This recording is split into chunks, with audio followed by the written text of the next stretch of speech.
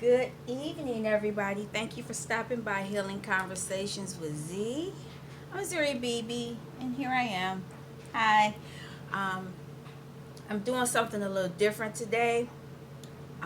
Let me back up. Let me thank everybody who's been asking about me. I think I'm like 100% better now, especially with all the craziness going on. I'm good. My frequency is high. I have no concerns about the coronavirus.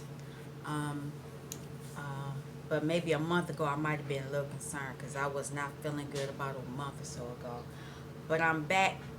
I'm back now, and prior to me being off for the extended period of time, I had given a presentation on Discord about the Tree of Life and Kabbalah.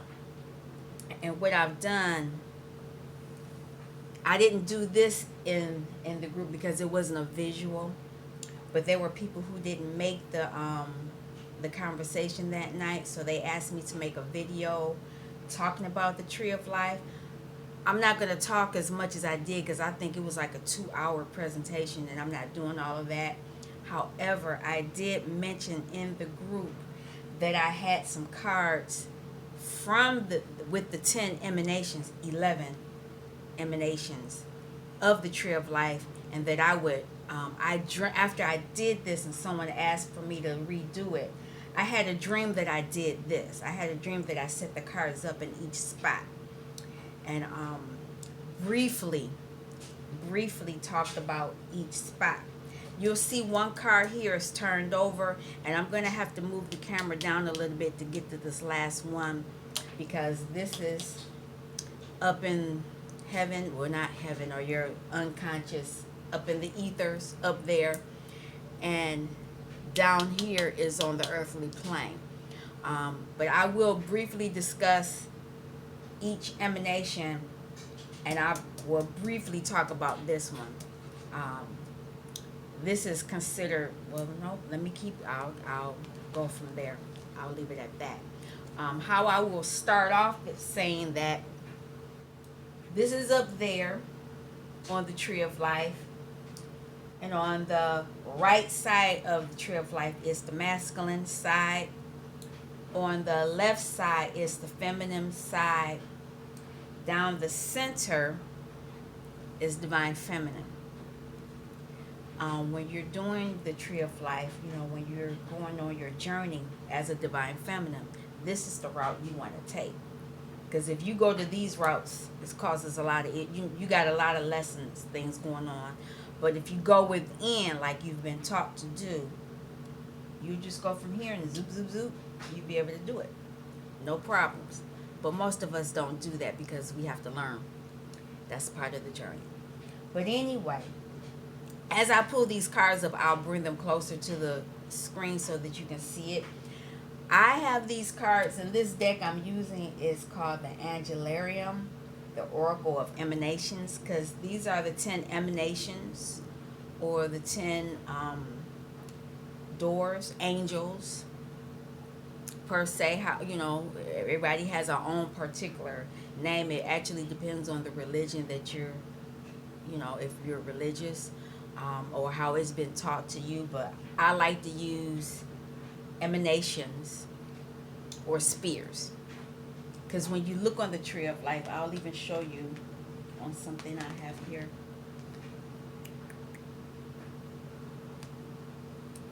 In the center, this one, they're spears, they're circles. But anyway, let's keep it moving. All right. Keter is the crown, and this is the spirituality. And this is the first emanation, the first utterance, the font of energy through which Soft emanates into the universe. And the crown sits above the head and embodies the crown, which is our comprehension. One must envision Keter not as an object that can be perceived, but as the light that is cast upon it. Keter's light is beyond knowability, a timeless expanse of pure consciousness. Only through respect for our own limitations do we begin to see the shadow of its nature. And actually what it says. It actually says the spirituality, the crown. All right, and then when we go to 2, is chak or hakma, chakma, hakma. And this is the right eye. This is wisdom. A vessel to hold that which is most precious. The first gate out of potentiality and a step into the realm of the known. And this Hakma is the first moment a newborn child opens his eyes. That child's, sorry about that. That child's first steps and first word. He is the beginning of a lifelong journey whose path disappears over the horizon. Where Keter is the pen that hovers over the page, Hakma is the moment of contact. From nothingness, wisdom is formed. To have insight into that which is not known is a gift that is not bestowed lightly. So that's the second emanation. There's another emanation here. I'm going to talk about it lastly. That's why I have it turned over. We're going to skip over to Bina, which is the left eye. Bina, the left eye. Let me do this. I don't know how long this video is going to be, but just bear with me.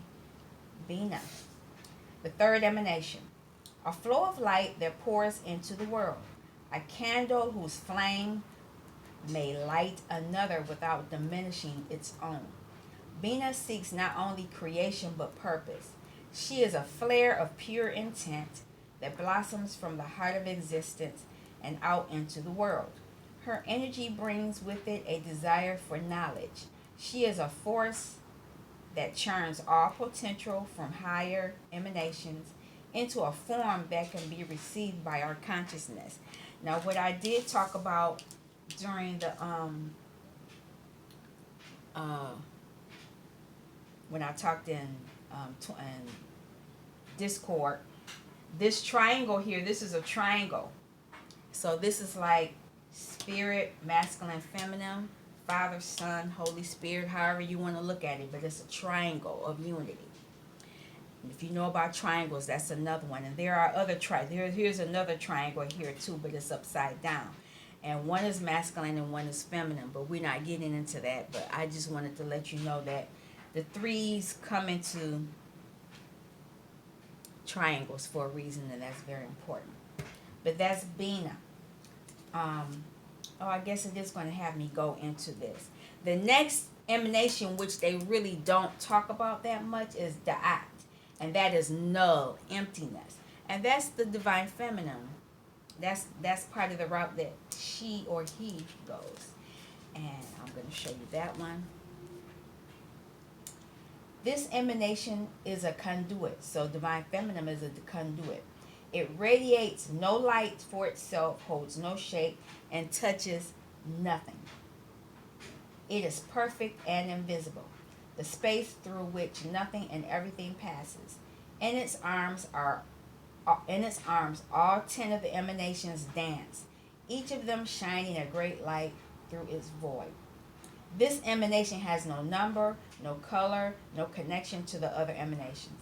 In that, it is unique. Its solitary nature sets it apart from the other emanations in such a significant way that the act is sometimes considered to not exist at all. To give a name to the emptiness at the corner of the tree is vital, and so too is the need to understand the significance of that emptiness. That's that one. I'll keep it turned over though. The fourth emanation is Chesed, and that's empathy. The fourth emanation, the hand that embraces, the healing tears brought on by the kindness of sins, each kindness repaid in kind. Chesed's force pulls humanity together, allowing peace to exist between us. This is the power to look inside the hearts of all those around us and see that we are truly alike. Our need for love and kindness is an essential part of our existence and transcends all other differences we might have.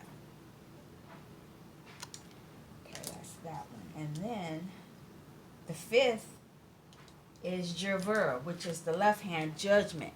And I don't know if you ever heard empathy without Judgment is cruelty. You have to, these emanations need to be balanced. But let me keep going. This is the fifth emanation, the hand that separates the rule of law that brings order to the world. Javura assesses what is just, helping us overcome our adversaries both without and within. Hers is the power to cleave a part of unified whole and leave its component pieces. It is a trait that commands as much fear as respect because with it comes inherent violence. She does this without enmity. It is an act that must be committed to create balance. Javura. Now we're going into the sixth emanation, which is Teferet, beauty.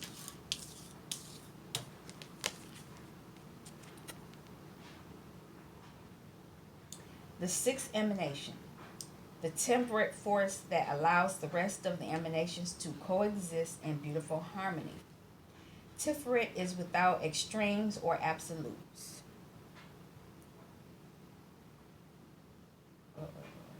As each other aspect rages around him, he neither yields nor resists. He is the equilibrium that exists between those forces. He is the guiding hand that braces against the many aspects of the tree to gracefully bring them towards one another. That's 1, 2, 3, 4, 5, 6. This is number 7. Netza, endurance. The force that resists. Stalwart in the face of adversity, this great leader carries us forth through our darkest times. Netza is the strength to endure regardless of suffering. When we feel that we have reached our limits and yet new strength continues to emerge, we find the embrace of Netza. With any increase in force, he too grows stronger. Each challenge is met with equal vigor. That's the 7th. And you're going to move over to the 8th, which is Had, submission. And you have to balance out beauty and endurance. Endurance and submission. Let me do it that way. Beauty has its own place. This is Had, the left leg. The 8th emanation, the force that abides. Had is what guides us when we surrender ourselves to the flow of fate and let destiny guide our motion. Through her light, we see boundlessness of glory. Waving our hands through the wind, we feel the air pull us upward. It's only by resigning ourselves to the forces around us that we truly experience the nature of those forces. That's the 8th emanation. The 9th emanation is Yezad, and this is the root, which is the connection. This is right before we come down into the earthly plane. The 9th emanation, the foundation that supports the world and forms the gateway between spiritual and physical. Yezad is the medium through which we experience the tree of life. Upon his shoulders rests the sky, and all that lies beyond it runs through his fingers. We stand at this doorway and peer through, seeking answers to our nature. That is Yezad. And the final emanation, Malkuth, ground. This is the kingdom. This is into the world, physical. The 10th and final emanation, the physical world in which we live, the domain of mankind. Malkuth is an emanation of emanations, the culmination of the many aspects that form the tree of life. Everything, from our bodies to the experiences we have in them to the world in which we exist, is Malkuth. The infinite space that expands across the universe is a manifestation of her. All right. These are the 10 emanations, but I will show one more because most people say, where's Gabriel? Gabriel is next. He normally is outside. He's out there with Malkuth. And I'll read about him, but then I'm going to leave it at that. Gabriel is an angel of the heralds. And this is the guardian that stands beside the gateway between Angelarium and the rest of the existence. Gabriel's lantern points into the seething darkness. Its light breaks open the unknown and banishes doubt. There is certainty in this light. It fills you. This angel issues no command. It doesn't need to. And that's Gabriel. All right. That actually is the end of this mini description of the emanations or spheres of the tree of life. I'm not going to go into further detail about it. Not at this time. I probably will do further. I may do a spread with this because I used to do spreads with this months ago when I first began, and I wasn't using these, but I'm going to start using these cards. I was using these other cards over here. Excuse me for walking away.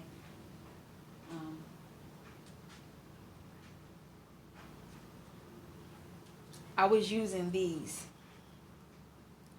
cards, the Guild Tarot, because you can use this.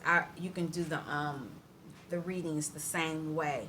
I don't have that book in front of me, but I used to describe each emanation when I would do it.